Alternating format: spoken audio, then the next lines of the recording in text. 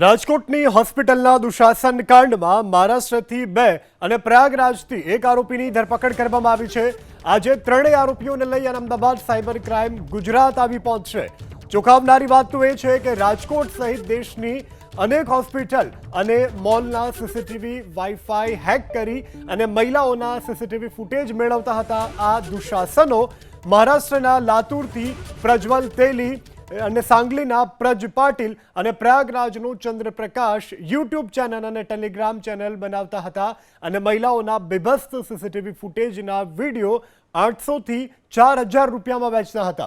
User ID password આપી અને માનસિક વિકૃત સંતોષના નામે કરોડોની કમાણીનું નેટવર્ક પણ ચલાવતા હતા। સીસીટીવી હેક કરવામાં આરોપીઓને એટલાન્ટા અને રોમાનિયાના હેકર્સની મદદ મળતી હોવાની પણ વિગતો તપાસમાં ખુલી છે। આરોપીઓની પાસેથી hard disk, mobile phone, bank account, laptop, computer સહિતનો મુદ્દામાલ જપ્ત કરવામાં આવ્યો છે।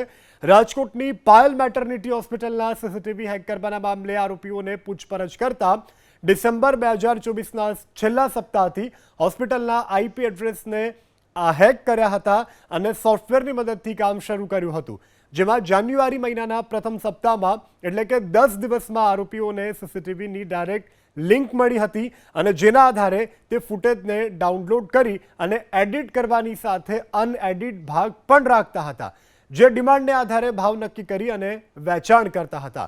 તો જોઈ લો આપની ટીવી સ્ક્રીન ઉપર આ દુશાસનોને કે જેમણે આ સમગ્ર પ્રકરણને અંજામ આપ્યો છે અને તેઓ મહિલાઓના બેભસ્ત વિડીયો વાયરલ કરતા હતા અને કરોડોની કમાણી કરતા હતા।